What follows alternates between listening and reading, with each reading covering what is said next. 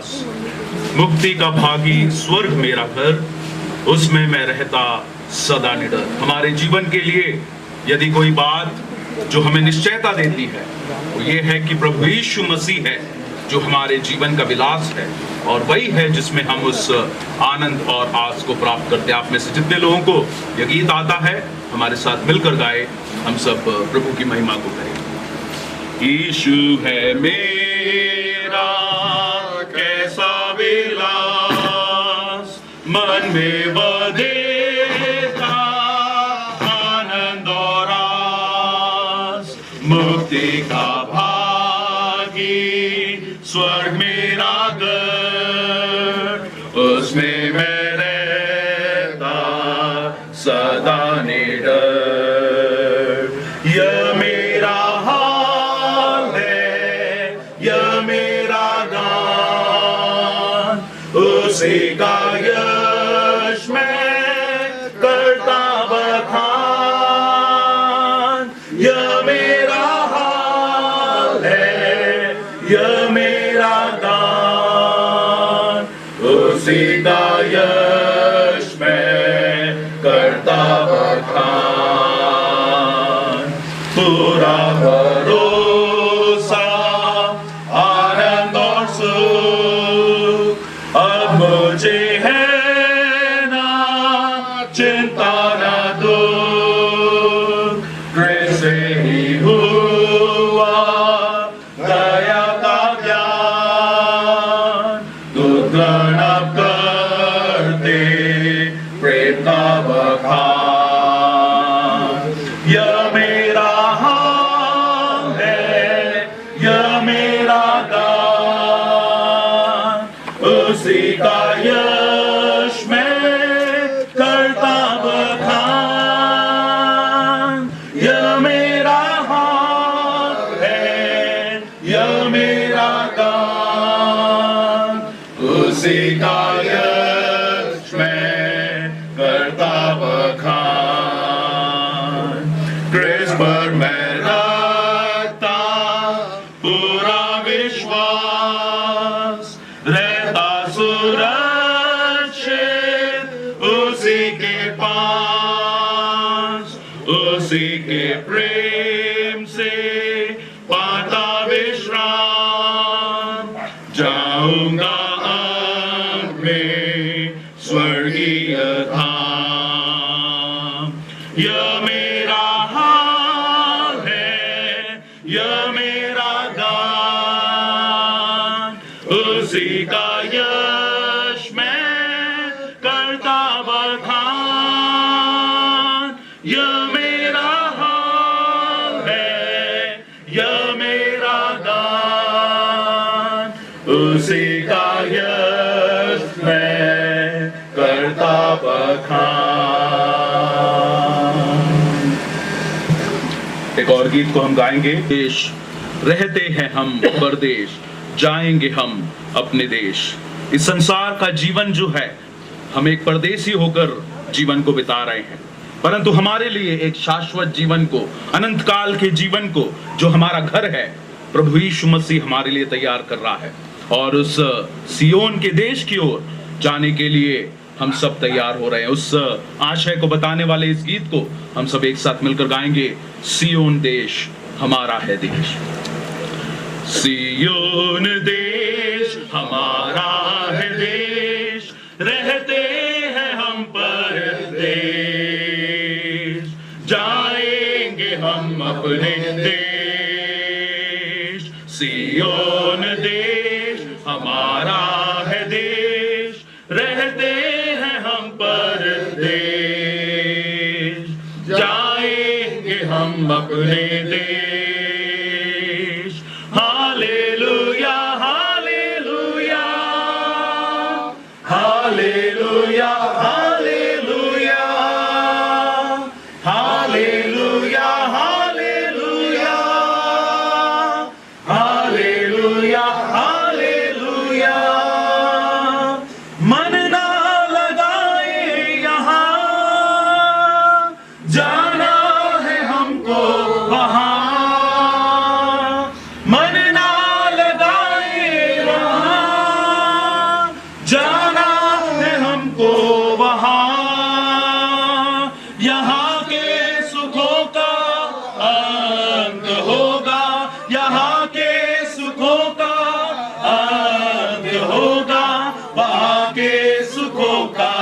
अंत न होगा, वहाँ के सुखों का अंत न होगा। सियोन देश हमारा है देश, रहते हैं हम परदेश, जाएंगे हम अपने देश।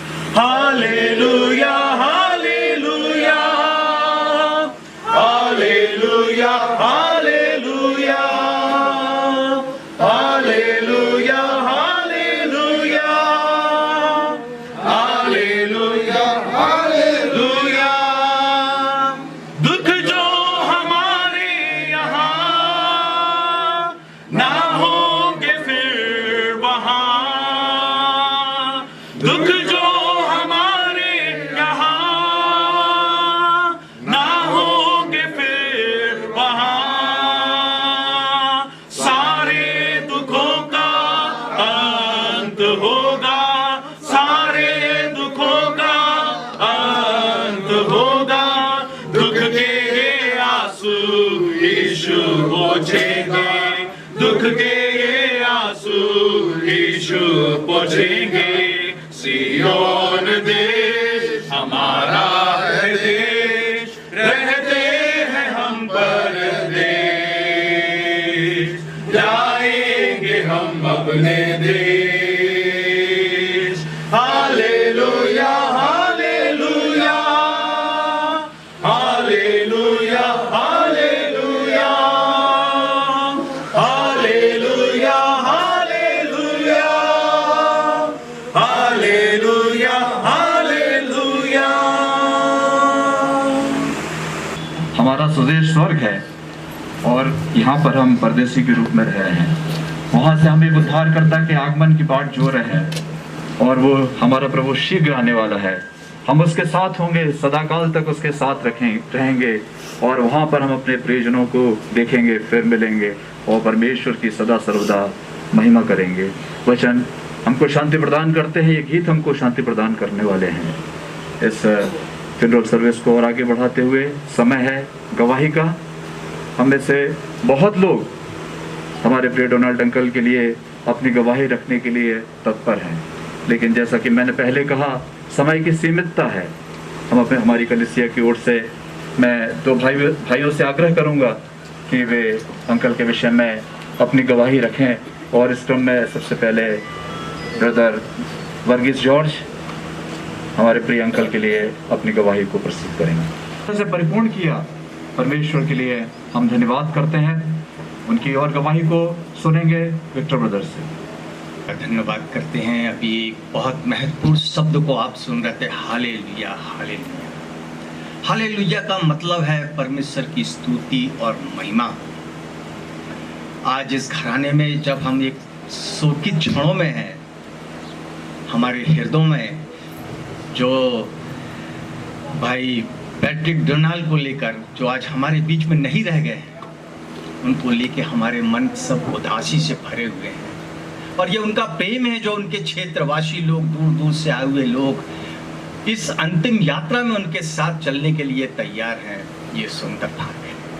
मुझसे कहा गया कि गवाही एक बहुत उत्तम भाग है मनुष्य के जीवन में। हम स्वयं के बारे में तारीफ करें तो वो गलत है, हमारे बारे में कोई दूसरा बोले वो उत्तम बात है।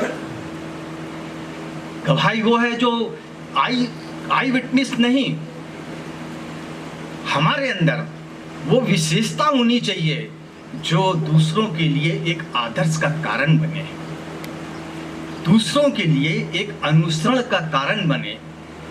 हमने भाई के बीच में रहते हुए, इस संगति में रहते हुए इनसे हमने बहुत सी बातों को सुना है, सीखा है, चर्चा में इनसे हमने पाया है इनकी विशेषता है। और यही एक सत्य है, जब हमारे अंदर अच्छाई कार्य करती है वो एक विशेष बात होती है, वो दूसरों के लिए एक उदाहरण है। सबसे बड़ी बात जो धार्मिकता से ये प्रीति रखते थे, इनका ही जीवन में चर्च का जो सिद्धांत है, सब लेट आ रहे हैं। चर्च के पास में रहने वाले लोग लेट आते हैं, पर ये उसके पहले पहुंचते थे। कितना सुंदर डिसिप्लिन, कितना सुंदर उदाहरण जब हम लोग बहुत से वहाँ इकट्ठे होते हैं और सबसे बाद में जाते थे। ये उनकी प्रथम विशेषता है। दूसरी विशेषता इनके अंदर है, जो परमेश्वर का वचन मनुष्यों के द्वारा, संतों के द्वारा, भक्तों के द्वारा प्रसारित किया जाता था, इस प्रकाशन को वो अपने हृदय में उतारते थे और बहुत आनंदित होते थे कि उस दास ने कितना सुंदर परमेश्वर के बारे में बोला।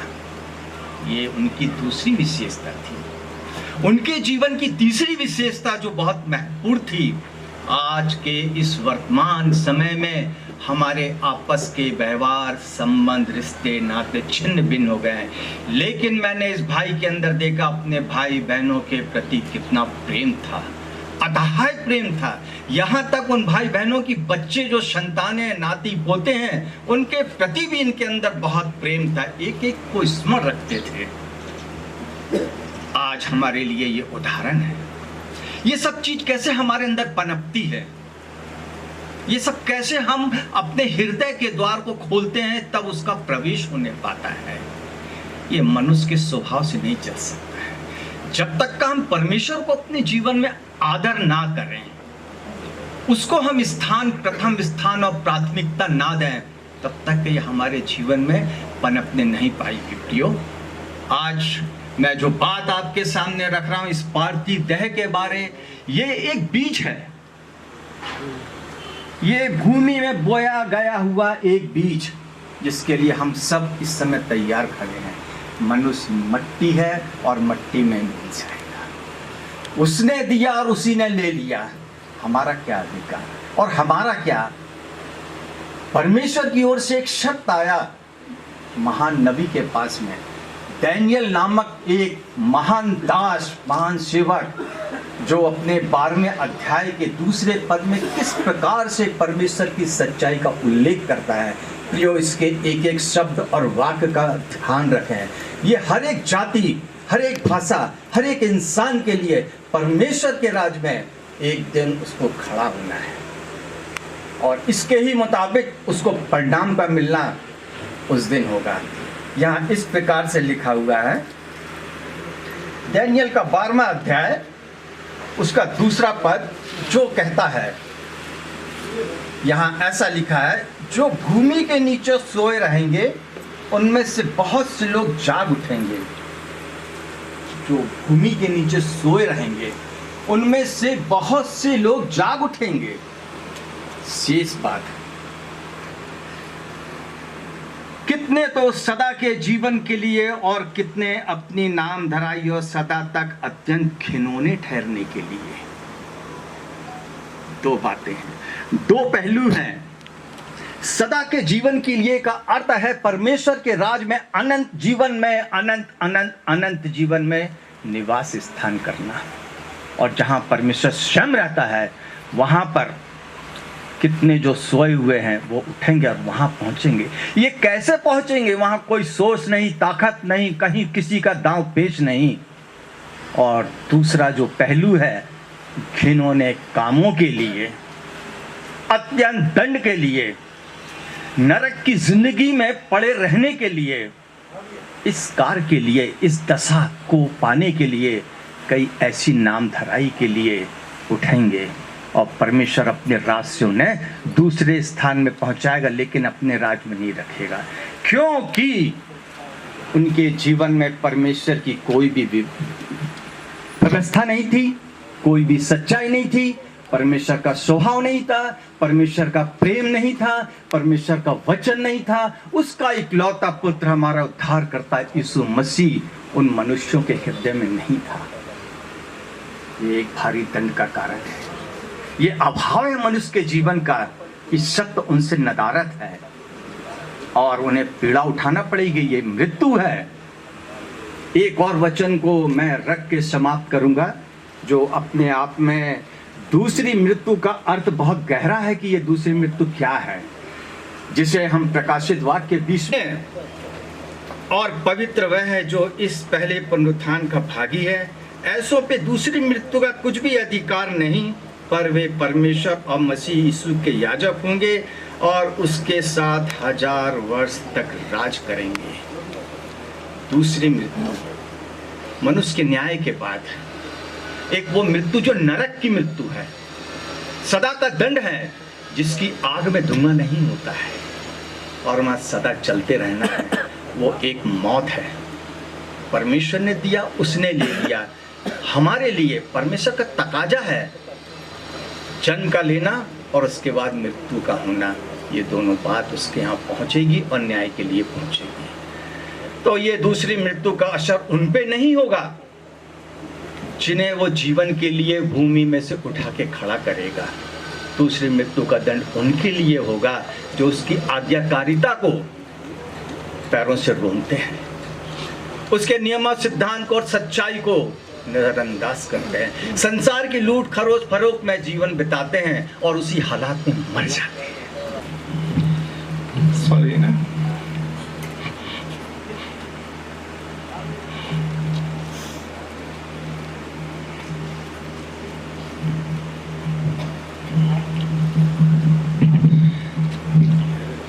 परमेश्वर के नाम की महिमा हो इस समय और संगति के लिए।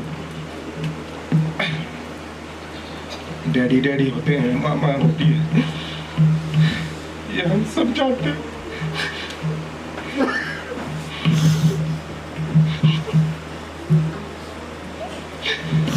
और हमारे परिवार से दोनों के साए चले गए।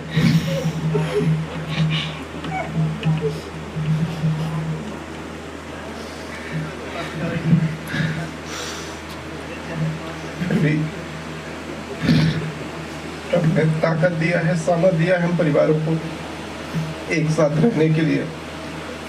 ये सिर्फ और सिर्फ परमेश्वर की अगुवाई, ये ताकत है और खास तौर से आप लोगों का प्रेम है। डैडी इस मोहल्ले के लिए, चाहे वो छोटे हो चाहे बड़े हो, सबके लिए वो दद्दू कहते थे उनको। हर इंसान में अच्छा और बुरा सब कुछ होता है। आज मैं भी हूँ, मेरे में भी बुराई है, दूसरे में भी बुराई है, लेकिन हम उस अच्छाई को याद करें जो कि हम शुरू से, चाहे वो बड़ा भाई हो, बाबा, बेबी हो, बड़ी बहन या हम हो, बॉबी में, हम कभी भी डैडी के अगेंस्ट में नहीं जाते थे। मतलब इतना हमको डर रहता था उनसे, भला ही हम अच्छा कर रहे हो चाहे हम गलत कर रहे हो, लेकिन हम उनके अगेंस्ट में नहीं जाते थे। आज भी कभी बोलते थे वो, तो हम लोग उनकी बात को कभी भी उसको ठुकराते नहीं थे। भला ही हम दोनों, चाहे बाबा या हम बैठ के बोल देते थे या बाबा समझा देता था कि डैडी नहीं ऐसा नहीं ऐसा है, लेकिन हम लोग कभी अगेंस्ट में नहीं जाते थे। ये हमारा उनका एक प्रकार से डर भी था, लेकिन जो भी कुछ किया है डैडी ने हमारे लिए, हमारे परिवार के लिए, चाहे वो चाचा हो, चाची हो, मौसी लोग हों, मौसा लोग हों, सब जितने लोग इस हमारे रिश्तेदार हैं, रिलेटिव हैं, सबों को उन्होंने जोड़ा है। कई कमी होती है, कमियों को हम गिनेंगे तो बहुत ज़्यादा नज़र आती हैं, लेकिन फिर भी डैडी हमारे एक आदर्श थे। जैसे विक्टर भैया ने भी कहा कि जब हमको कहीं अगर जाना होता था तो हम उनको एक टाइम, उनको 15 मिनट या आधा घंटा बाद बोलते थे। अगर हमें 9 बजे जाना है तो हम उनको 9:30 बजे बोलते थे, या हम उनको आधा घंटे का बाद टाइम देते थे। नहीं तो क्या बोलते थे, वो 8:30 बजे नीचे तैयार होके आ जाते थे, बोलते चलो तैयार हो, चलो। जॉली के लिए ऐसे ही करते थे, उसको कॉलेज जाना रहता था 10 बजे, लेकिन 9:30 बजे वो अपनी गाड़ी स्टार्ट करके हॉर्न बजाते रखते थे। टाइम के ऐसे पाबंद थे, चाहे वो कलीसिया में हो, चाहे वो अपनी एक जीवन लाइफ में हो, चाहे वो नौकरी में भी हो। 1:30 बजे खाना है, मतलब 1:30 बजे खाना है उनको। उनका सबने गुस्सा भी देखा है, ऐसा नहीं है, गुस्सा भी था। तो उस समय हम जो बहुत छोटे थे, 1:30 बजे के बाद अगर डैडी के पास एक प्लेट आती थी तो डैडी उसको फेंक देते थे। मतलब टाइम के इतने पंचुअल थे कि सुबेरे 7:30 बजे उनको नाश्ता चाहिए है यानी चाहिए है, 8:30 बजे रात का खाना चाहिए है तो चाहिए है, 1:30 बजे खाना चाहिए उसको, उनको लंच तो चाहिए। इसलिए आज वो प्रभु ने उन्हें एक दीर्घायु दिया था, 92 ईयर्स। पिछले महीने जनवरी में 28 को हमने उनका 92 ईयर्स हमने बर्थडे बनाया। उस समय मैं लीड कर रहा था और आज मेरी हिम्मत नहीं हुई, इसलिए मैंने सैम भी ऐसे रिक्वेस्ट किया कि आप करिए, क्योंकि कोई भी हो, अपना हो तो पराया हो, लेकिन जो जिसके लिए करता है उसको दुख होता है। इसलिए मैं सबों का, खासतौर से इस जगह में जहाँ मैं रहता हूँ, उन सबों का, मोहल्ले वालों का धन्यवाद देता हूँ, रिश्तेदारों का धन्यवाद देता हूँ जो दूर से आए हैं, पास से आए हैं, काफ़ी दूर से भी आए हैं, ग्वालियर से भी आए हैं, हमारे ननिहारे से, बरगी से आए हैं, छिंदवाड़ा से आए हैं। सबों को जिनको मैं भूल रहा हूँ उनके लिए सॉरी, माफ़ करिएगा। और जितने लोग आए हैं सबों को मैं हृदय से धन्यवाद। आगे को मैं मेरे परिवार के लिए आग्रह करता हूँ कि हमें परिवार में हम सबों को याद करें कि हम एकजुट होकर के परमेश्वर की महिमा कर सकें। Thank you. परमेश्वर ने भाई बॉबी की मदद की, किस प्रकार डोनाल्ड अंकल ने भाई में, परमेश्वर के भाई में और आज्ञाकारिता में अपने परिवार और अपने बच्चों का पालन किया और एक श्रेष्ठ पारिवारिक सेवकाई को उन्होंने पूर्ण किया। किस प्रकार से उन्होंने अपने रिश्ते नातेदारों को जोड़ कर रखा, सबके बीच प्रेम की, भाईचारे की संगति को उन्होंने बढ़ाया। ये प्रिय बॉबी की गवाही से हमने रिदास के बारे में उनको सुना। अवसर है, मैं इस अवसर पर अभी आए जॉनी के लिए, जो कि डोनाल्ड अंकल के पोते हैं, उनको भी गवाही के लिए बुला रहा हूँ कि वे भी अपने दादाजी के लिए अपनी गवाही को सभी भाई बहनों के बीच में प्रस्तुत करें। आप सभी को जय मसीह की। जिस प्रकार से आप सब जानते हैं कि हमेशा दद्दू हमारे लिए, जॉय भैया, जॉली दीदी, एंजल, उन सभी के लिए, हम सभी के लिए जो हमसे मुंह से निकलता था वो हमारे लिए ला के देते थे। चाहे वो बर्थडे हो, चाहे क्रिसमस का गिफ्ट हो, चाहे कुछ हो। आज जब वो मेरे सामने नहीं है,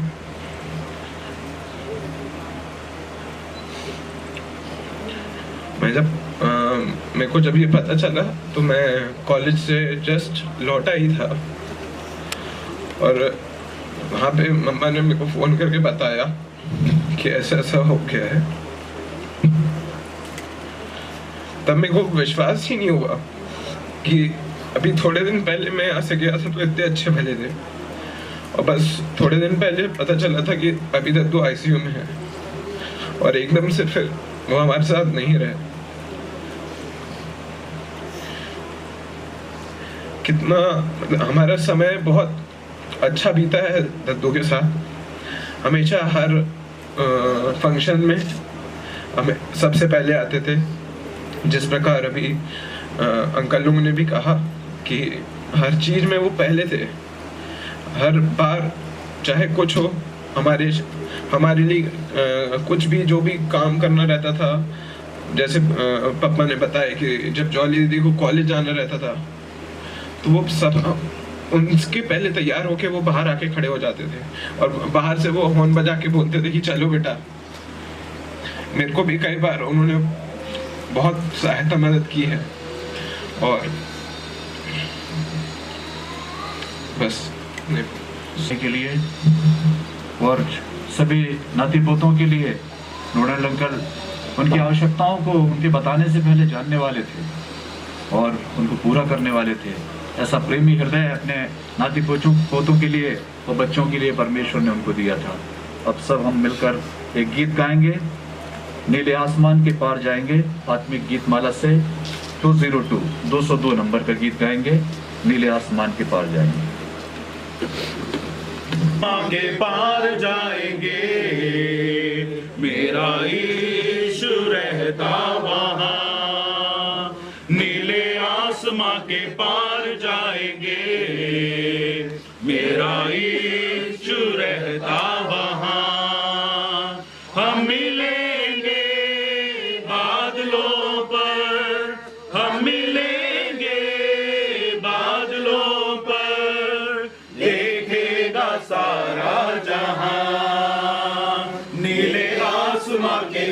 पार जाएंगे, मेरा यीशु रहता वहाँ।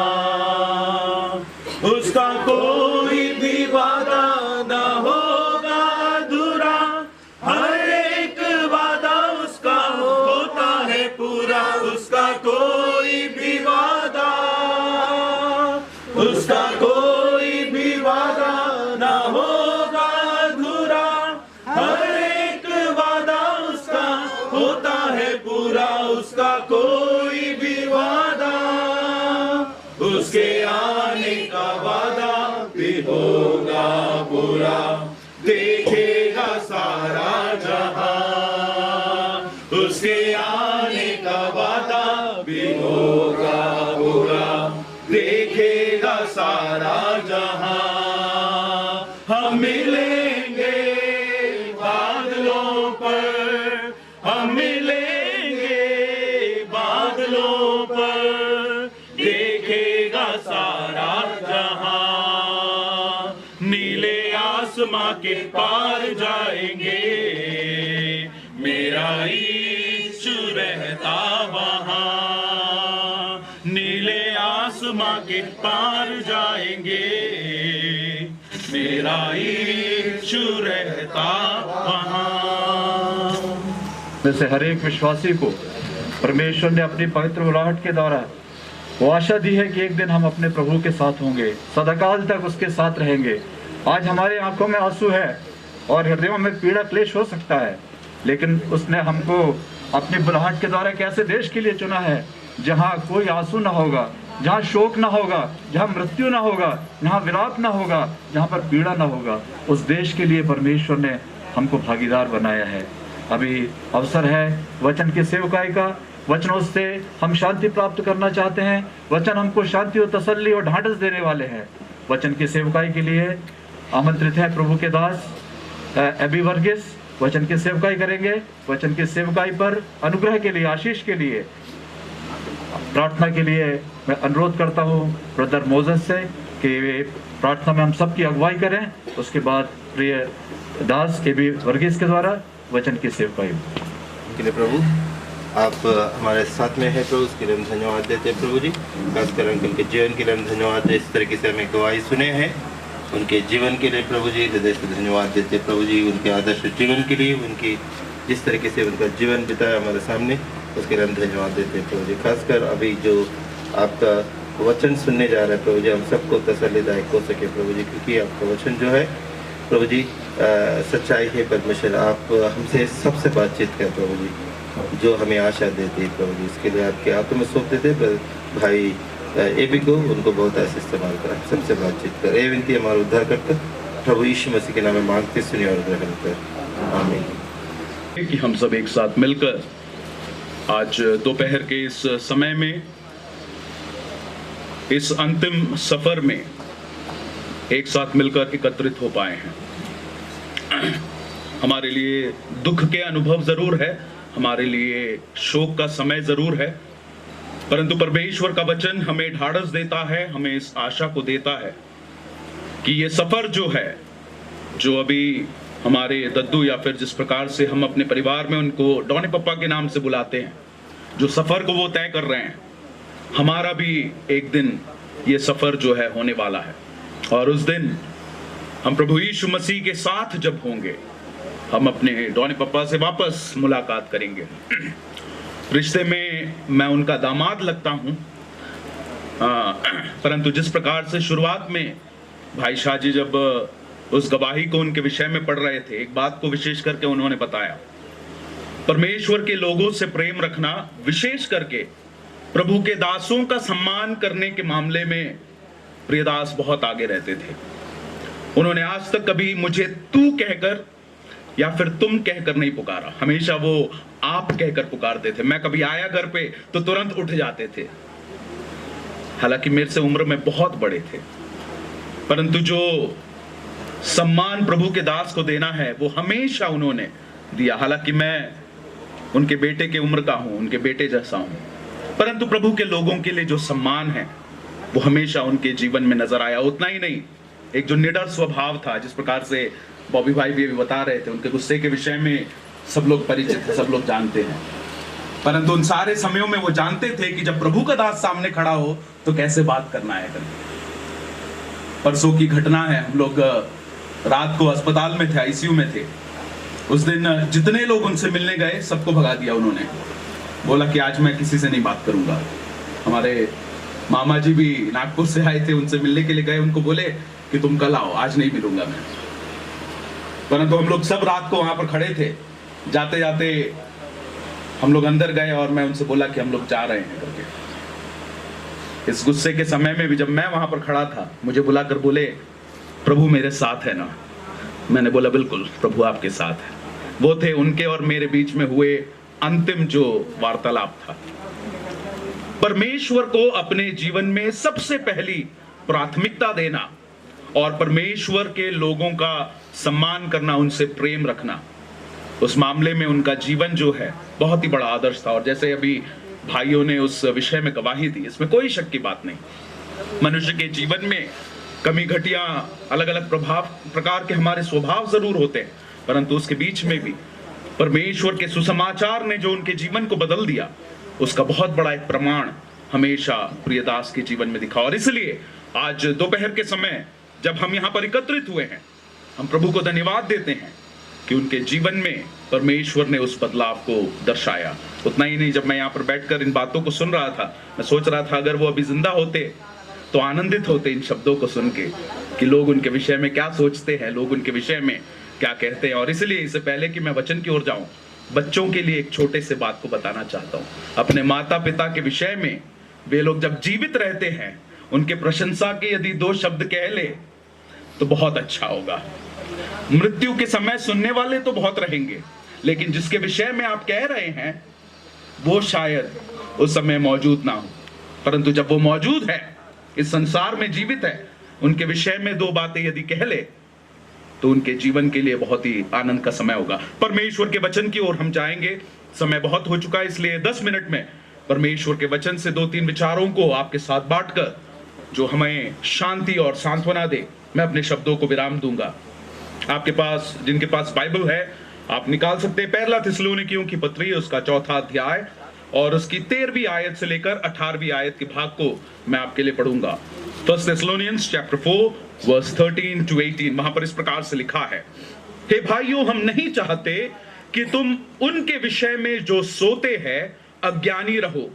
ऐसा ना हो कि तुम दूसरों के समान शोक करो जिन्हें आशा नहीं, क्योंकि यदि हम विश्वास करते हैं कि यीशु मरा और जी भी उठा, तो वैसे ही परमेश्वर उन्हें भी जो यीशु में सो गए हैं उसी के साथ ले आएगा। क्योंकि हम प्रभु के वचन के अनुसार तुमसे यह कहते हैं कि हम जो जीवित हैं और प्रभु के आने तक बचे रहेंगे, सोए हुओं से कभी आगे ना बढ़ेंगे, क्योंकि प्रभु आप ही स्वर्ग से उतरेगा। उस समय ललकार और प्रधान दूत का शब्द सुनाई देगा और परमेश्वर की तुरही फूकी जाएगी और जो मसीह में मरे हैं वे पहले जी उठेंगे। तब हम जो जीवित और बचे रहेंगे उसके साथ बादलों पर उठा लिए जाएंगे कि हवा में प्रभु से मिले, और इस रीति से हम सदा प्रभु के साथ रहेंगे। इस प्रकार इन बातों से एक दूसरों को शांति दिया करो। परमेश्वर के वचन के पढ़े जाने पर परमेश्वर अपनी आशीष को दे। आज ये सभा जो यहाँ पर रखी गई है, ये इनके शरीर से जो आत्मा निकल गई उसकी शांति के लिए नहीं है, ना ही ये किसी प्रकार का एक क्रम है या फिर कोई इस प्रकार की सभा है जहां पर उनके आत्मा के लिए कुछ किया जा रहा है, परंतु ये केवल एक धन्यवादी सभा है जहां पर हम परमेश्वर को धन्यवाद देने के लिए उपस्थित हुए हैं। उनकी आत्मा के साथ जो होना था वो उनके जीते जीते हो गया। जिसने प्रभु यीशु मसीह को ग्रहण कर लिया, उनके लिए परमेश्वर ने वायदा किया कि वो परमेश्वर के साथ स्वर्ग राज्य में होंगे। यीशु मसीह ने उस डाकू से जो उसके साथ पड़ा हुआ था यही बात को कहा, तू आज ही मेरे साथ स्वर्ग लोक में होगा। परंतु हम जब यहां पर इस अंतिम विदाई के लिए एकत्रित हुए हैं, इस मृत्यु के विषय में जब हम स्मरण करते हैं, आप में से कई लोगों के मन में शायद ये विचार आ सकता है कि ये सेवा जो है, ये सभा जो है, इस प्रकार की क्यों है। बाकी जगहों पे यदि अंतिम संस्कार की सेवा में जाए तो कुछ क्रम होते हैं, कुछ योजनाएं होती है, खत्म हो जाती है, परंतु यहां देखो यहां तो गीत गाए जा रहे हैं, उनके विषय में बड़ी तारीफों को किया जा रहा है। ये कौन सी मृत्यु है? ये किस प्रकार की मृत्यु है जहां पर मन में आनंद है? मृत्यु शोक, दुख और पीड़ा को दर्शाता है। परंतु जो प्रभु यीशु मसीह में मरे हैं, उनके लिए एक बहुत बड़े आनंद को प्रभु यीशु मसीह ने दिया। और उसी बात को यहां पर इस भाग में प्रेरित पौलुस स्मरण दिलाता है। 3 बातों को मसीह में जो मर गए उनके जीवन के लिए 3 बातें, या फिर जो 3 बातें मृत्यु दर्शाती है। सबसे पहली बात वो इस बात को कहता है, वहां पर 12वीं आयत 13वीं आयत में कहता है, हे भाइयों, हम नहीं चाहते कि तुम उनके विषय में जो सोते हैं यानी कि जिनकी मृत्यु हो गई है, अज्ञानी रहो। तुम क्या जान लो? ऐसा ना हो कि तुम दूसरों के समान शोक करो जिन्हें आशा नहीं। सबसे पहली बात जो मृत्यु दर्शाती है वो है एक आशा के संबंध में, एक शाश्वत आशा, एक जीवित आशा जो प्रभु यीशु मसीह में हमको मिला है। हम क्यों नहीं विलाप करते? हम क्यों निराश नहीं हैं? वो इसलिए कि प्रभु यीशु मसीह में एक आशा हमें मिली है, जिसके विषय में पतरस कुछ इस प्रकार से कहता है। पहला पतरस उसका पहला अध्याय और उसकी 3री और 4थी आयत में एक भाग को लिखा हुआ है। पहला पतरस पहला अध्याय 3 और 4। हमारे प्रभु यीशु मसीह के परमेश्वर और पिता का धन्यवाद हो, जिसने यीशु मसीह के मरे हुओं में से जी उठने के द्वारा अपनी बड़ी दया से हमें जीवते आशा के लिए नया जन्म दिया। हाँ, हमारे प्रभु यीशु मसीह में हमको क्या दिया है? एक नए जन्म को दिया है, जो हमारे लिए एक जीवित आशा है। हम शोकित जरूर है, हम दुखी जरूर है कि डॉनी पप्पा हमारे बीच से चले गए, परंतु उस यीशु मसीह में एक धन्य मरा और जी भी उठा, तो वैसे ही परमेश्वर उन्हें भी जो यीशु मसीह में सो गए हैं उसी के साथ ले जाएगा करके कहता है। जो मसीह में सो गए हैं उनको प्रभु लेकर जाएगा। एक अनंत जीवन को भी उसने दिया है। सबसे पहली बात, ये मृत्यु जो है एक अनंत आशा को हमें दर्शाता है। दूसरी बात, ये मृत्यु जो है हमें एक अनंत जीवन को दर्शाता है। जिस प्रकार से अभी थोड़ी देर पहले भाई कह रहे थे, हमारे लिए एक जीवन है। ये मृत्यु हमारे जीवन का अंत नहीं है। किसी ने इस प्रकार से कहा है, death is merely a change of address. मृत्यु जो है वो केवल क्या है? हमारे पते का बदलाव है। पहले अगर पूछा जाए कि डॉनी पापा कहां रहते थे, तो सदर में एक घर का नंबर दिया जाएगा और कहते थे वहां रहते थे। अब पूछा जाए वो कहां है? वो जीवित है। कहां? प्रभु यीशु मसीह में स्वर्गीय स्थान पर वो है। उनका पता जरूर बदल गया है, परंतु वो अनंत जीवन प्रभु यीशु मसीह में मिला है। उतना ही नहीं, ये बहुत बड़ी एक वायदे को परमेश्वर ने हमारे जीवन के लिए दिया है। यूहन्ना के सुसमाचार में उसके 3रे अध्याय उसकी 16वीं आयत में बाइबल कहता है, क्योंकि परमेश्वर ने जगत से ऐसा प्रेम रखा कि उसने अपना इकलौता पुत्र दे दिया, चाहे ताकि जो कोई इस पर विश्वास करे वह नाश ना हो परंतु अनंत जीवन पाए। उस अनंत जीवन को परमेश्वर ने हमें एक वायदे के रूप में दिया है। उतना ही नहीं, हम पहला यूहन्ना 5:13 में देखते हैं कि वो एक निश्चयता के रूप में दिया गया है। पहला यूहन्ना 5:13, मैंने तुम्हें जो परमेश्वर के पुत्र के नाम पर विश्वास करते हो इसलिए लिखा है कि तुम जानो कि अनंत जीवन तुम्हारा है। हाँ, मैंने इसलिए लिखा कि तुम जान जाओ कि अनंत जीवन तुम्हारा है। ये परमेश्वर का वायदा है और साथ ही साथ परमेश्वर की ओर से निश्चयता है कि हमारे लिए एक अनंत जीवन को दिया गया है। 2 बातों को हम देख रहे थे। मसीह में जो मर गया है, जो मसीह में सो गए हैं, उनके लिए मृत्यु 2 बातों को दर्शाती है। हमने देखा, सबसे पहली बात हमारे लिए एक अनंत काल की आशा है, दूसरी बात हमारे लिए एक अनंत काल का जीवन है, और तीसरी बात वहां पर आगे की आयतों में जो स्मरण दिलाता है 16वीं और 17वीं आयत में कहता है, क्योंकि प्रभु आप ही स्वर्ग से उतरेगा, उस समय ललकार और प्रधान दूत का शब्द सुनाई देगा और परमेश्वर की तुरही फूकी जाएगी और जो मसीह में मरे हैं वे पहले जी उठेंगे। जो मसीह में मरे हैं वो पहले जी उठेंगे। प्रभु यीशु मसीह का जब आगमन होगा, हम जो जीवित हैं हमसे पहले कौन जी उठेंगे? जो मसीह में मर गए हैं वो पहले जी उठेंगे। There will be a glorified body for us। हमारे लिए एक महिमित शरीर को हमको दिया जाएगा। एक अनंत काल की महिमा को ये मृत्यु दर्शाता है। मेरे प्यारे भाई और बहनों, आज दोपहर के समय हम इस दुख में जरूर बैठे हैं, ये हमारे दद्दू हमें छोड़कर चले गए, परंतु ये मृत्यु इस बात को दर्शाती है कि हमारे लिए निराश होने की आवश्यकता नहीं है। हमें दुख जरूर है, हमें पीड़ा जरूर है कि वो हमसे अलग हो गए, लेकिन उस मृत्यु में परमेश्वर ने हमें एक जीवित आशा को दिया है। परमेश्वर ने हमें एक अनंत काल के जीवन को दिया है। उतना ही नहीं, परमेश्वर ने हमें उस महिमा को जो अनंतता के लिए परमेश्वर ने वायदा किया कि जहां मैं हूं वहां तुम भी मेरे साथ रहोगे। यीशु मसीह जब इस संसार में थे वो अपने चेलों से इसी बात को कहता है, मेरे पिता के पास रहने के बहुत से स्थान है, यदि नहीं होता तो मैं तुमसे कह देता। प्रभु यीशु मसीह बहुत जल्द आने वाला है और प्रभु यीशु मसीह का वायदा है ये कि जिसने उसको अपना उद्धारकर्ता होकर स्वीकार किया उसे वो अपने साथ ले लेगा। और मेरे प्यारे भाई और बहनों, यही मेरे और आपके जीवन के लिए एक धन्य आशा है। उस आयत के अंत में हमने देखा कि एक दूसरे को इन बातों के साथ शांति दिया करो। हमारे मनों में यदि कोई शांति की बात है, हमारे मनों में यदि कोई शांति का कारण है आज, तो वो ये है कि यीशु मसीह जिस पर डॉनी पप्पा ने विश्वास किया, उसी यीशु मसीह पर हम भी विश्वास करते हैं। और एक दिन जब यीशु मसीह का आगमन होगा, हम सब एक साथ उस बादलों पर उठा लिए जाएंगे और उनके साथ मुलाकात करेंगे। उस महिमा में हमेशा हमेशा के लिए हम जीवित रहेंगे। जिस प्रकार से अभी हम उस गीत को गा रहे थे, नीले आसमां के पार जाएंगे, मेरा की शांति, परमेश्वर का अनुग्रह इस शोक के समय में बहुतायत से बने रहने पाए। कलीसिया के विश्वासी भाई बहनों के साथ परमेश्वर की शांति बने रहने पाए। आस पड़ोस के लोग जो उनसे प्रेम रखते थे, जिनकी सहभागिता उनके साथ थी, परमेश्वर आप सबों को शांति और आश्वासन को दे। और इस क्षेत्र में रहने वालों से मैं कहना चाहता हूं, जिस यीशु मसीह को प्रिय दद्दू ने जान लिया, आप भी जरा उस यीशु मसीह को चख कर अपने जीवन में देखें। परमेश्वर आपकी सहायता करे, परमेश्वर के नाम की महिमा हो। हम प्रभु के दास एबी वर्गीस का धन्यवाद करते हैं कि परमेश्वर ने उनको अद्भुत अगुवाई प्रदान की। परमेश्वर के वचनों को उन्होंने बांटा और वचनों से उन्होंने हमको बताया कि मृत्यु से हमको निराश होने की जरूरत नहीं है। अवश्य है, शोक और पीड़ा उत्पन्न करती है, लेकिन ये एक अनंत आशा, एक अनंत जीवन और अनंत महिमा को भी उत्पन्न करती है। और हम धन्य है कि हमारा प्रभु शीघ्र आने वाला है, हम उसके साथ होंगे।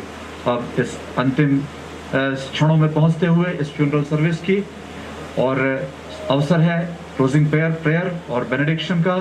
इसके लिए मैं रिक्वेस्ट करता हूं वर्गीस अंकल से कि क्लोजिंग प्रेयर और आशीर्वचन के साथ इस फ्यूनरल सर्विस को यहाँ पर समाप्त करें।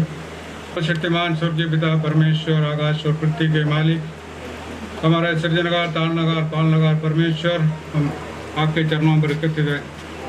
तो जी इस भवन के इस संकट के घड़ी में और इस शोक के घड़ी में हम आसपास के लोग, कलीसिया के लोग, पड़ोस के लोग, रिश्तेदारी के लोग सब इकट्ठा होकर एक अंतिम विदाई श्री अंकल को देने के लिए एकत्र हुआ है।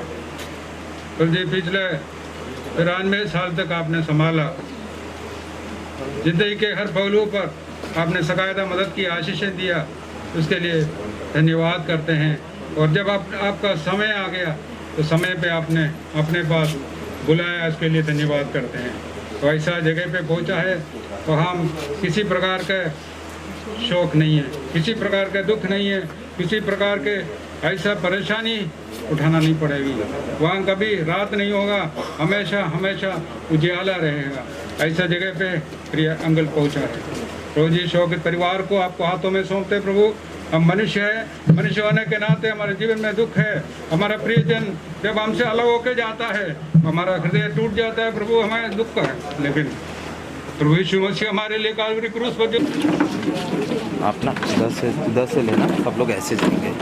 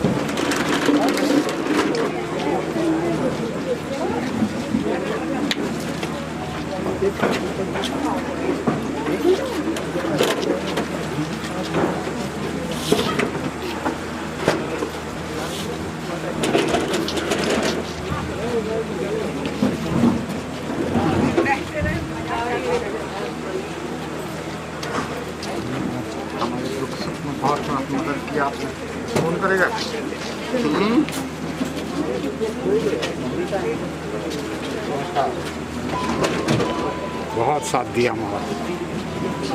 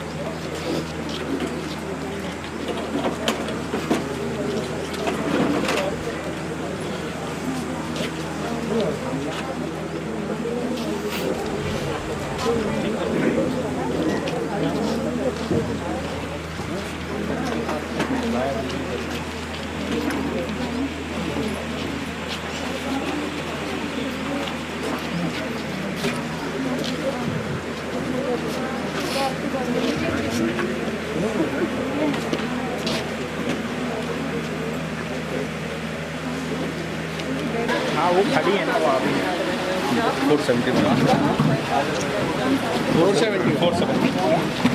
हम विश्वास से एक देश देखते हैं जिसका तेज और सौंदर्य अपार प्रभु मेरे लिए कर रहा रहने के लिए जगह तैयार थोड़ी देर में वहाँ प्यारो जाके मिलेंगे सभी थोड़ी देर में वहाँ प्यारो जाके मिलेंगे सभी थोड़ी देर में वहाँ प्यारो जाके मिलेंगे सभी थोड़ी शाम हम न फिर वहाँ देखेंगे क्लेश रात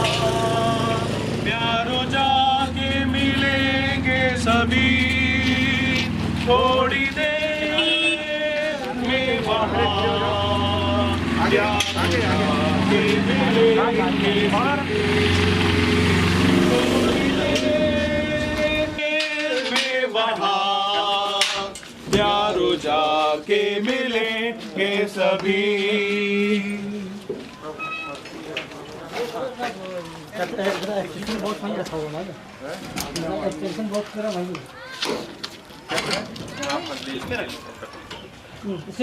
इससे नहीं है ना। हाँ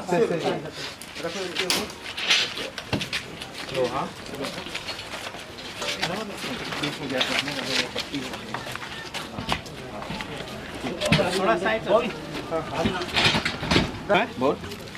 नहीं आया क्या? नहीं आया।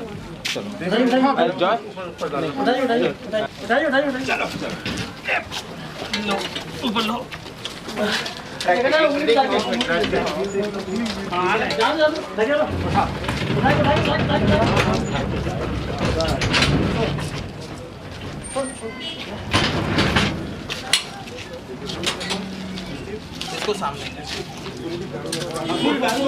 अरे जॉली के पास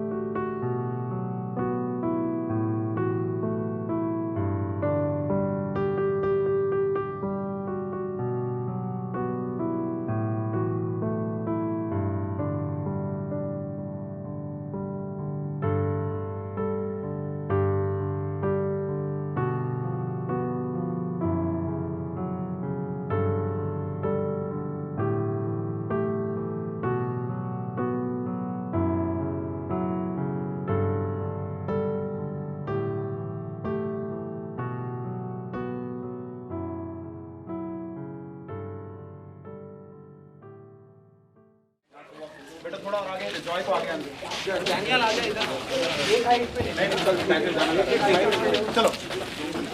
रक्षित मसीह की गोद में, रक्षित मसीह के पास, मैं खुश उसके प्यार में, है उस पर मेरी आस।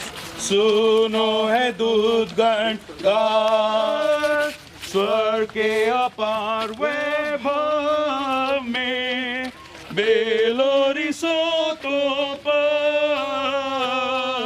रक्षित मसीह की गोद में, रक्षित मसीह के पास, मैं खुश उसके प्यार में, है उस पर मेरी आस। रक्षित मसीह की गोद में,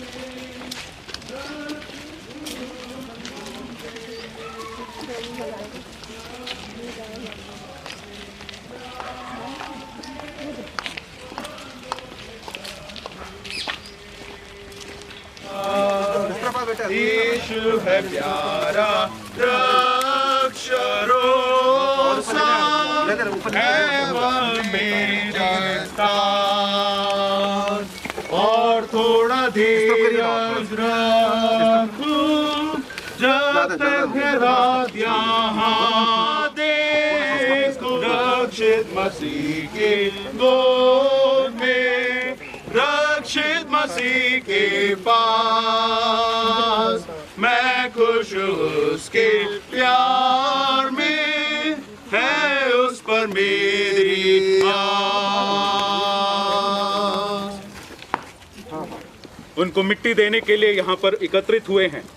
हम परमेश्वर की ओर देखें ताकि परमेश्वर अपनी आशीषों को, अपने अनुग्रह को, अपनी शांति को शोकित मनों को प्रदान करे, और परमेश्वर की महिमा के लिए इस अंतिम मिट्टी की सेवा को हम देंगे। मैं आग्रह करूंगा भाई स्टीव से कि वो प्रार्थना के साथ इस सेवा की शुरुआत को करें। विराजमान अति महान पवित्र सेनाओं के यहोवा परमेश्वर, हम आपके सन्मुख आते हैं। पवित्र पिता, हम आपके नाम को ऊंचा उठाते हैं क्योंकि आपके नाम में हमको शांति है और आपके नाम में हमको आज़ादी है। प्रभु यीशु मसीह, हम आपका धन्यवाद देते हैं क्योंकि आपने हमारे डॉनी अप्पा को अपने पास बुला लिया है, वो शांति में है। प्रभु यीशु मसीह, हम आपका धन्यवाद देते हैं क्योंकि आपने मौत को हरा दिया है। प्रभु यीशु मसीह, हम आपका धन्यवाद देते हैं क्योंकि आप तीसरे दिन जी उठा है। प्रभु यीशु मसीह, हम आपका धन्यवाद देते क्योंकि आपने हमसे वायदा किया है, मैं जल लेने तुमको आता हूँ। प्यारे परमेश्वर पिता, हम आपका धन्यवाद देते हैं कि आपने अपनी शांति और अपनी दया और करुणा हम सबों के जीवनों में दिखाया है। खास तौर पे बॉबी भैया परिवार, बेबी दीदी परिवार को आपने आज तक संभाला है। प्यारे परमेश्वर पिता, हम प्रार्थना करते हैं कि इस दुख भरे समय में आपकी शांति, प्रभु यीशु मसीह जैसे आपने कहा है, मैं अपनी शांति तुम्हें देता हूँ।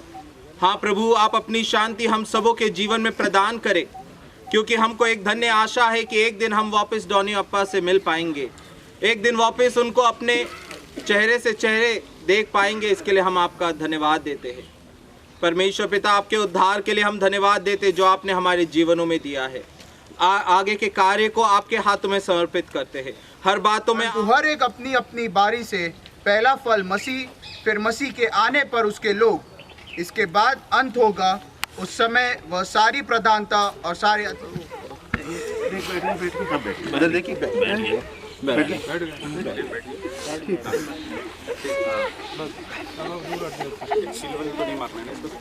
शाहजी से अनुरोध करूंगा कि प्रार्थना में हमारी अगुवाई को करें। हम प्रार्थना करेंगे। अनुग्रहकारी और महान पद गई है, आप सबों को आमंत्रण है और आप सभी आए और उस सांत्वना की सभा में सहभागी हो। परमेश्वर के नाम की महिमा हो।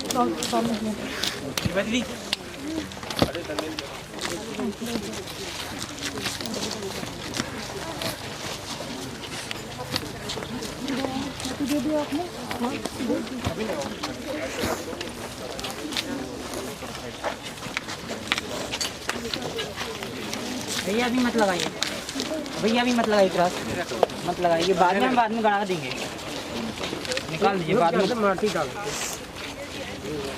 बाद में गड़ा देंगे। अभी रुक